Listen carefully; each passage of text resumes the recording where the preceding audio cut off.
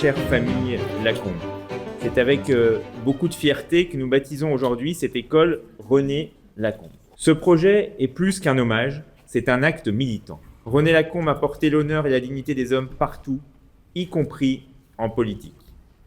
Son élégance, son goût de la liberté et de l'honneur ne se sont pas volatilisés lorsque ses intérêts étaient en jeu. Ses valeurs ont éclairé ses actes. Ces 6 femmes et 1032 hommes composeront cette chevalerie exceptionnelle créée au moment le plus grave de l'histoire de France, selon les mots du général de Gaulle, instituteur et grand maître de l'ordre de la Libération. Et René Lacombe était un de ces 1038, un de cette phalange magnifique, un de cette aristocratie de l'honneur. Une inspiration lumineuse, le parcours d'un honnête homme, d'un patriote héroïque et d'un citoyen grand serviteur de la République.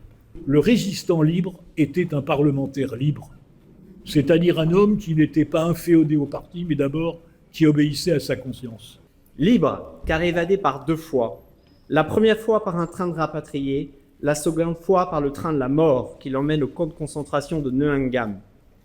Un esprit libre quand il défend Simone Veil à la tribune de l'Assemblée nationale au nom de la résistance française, alors qu'elle est traitée de nazie par ses pairs.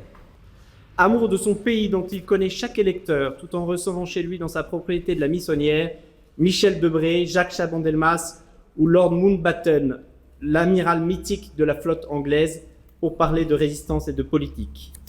En Anjou, l'histoire de France n'est jamais loin. L'odeur du train lancé sur le brillant du rail berce mes rêves lents dans les corridors. Le rythme du titan teinte avec le travail de mon esprit brumeux qui voyage dehors.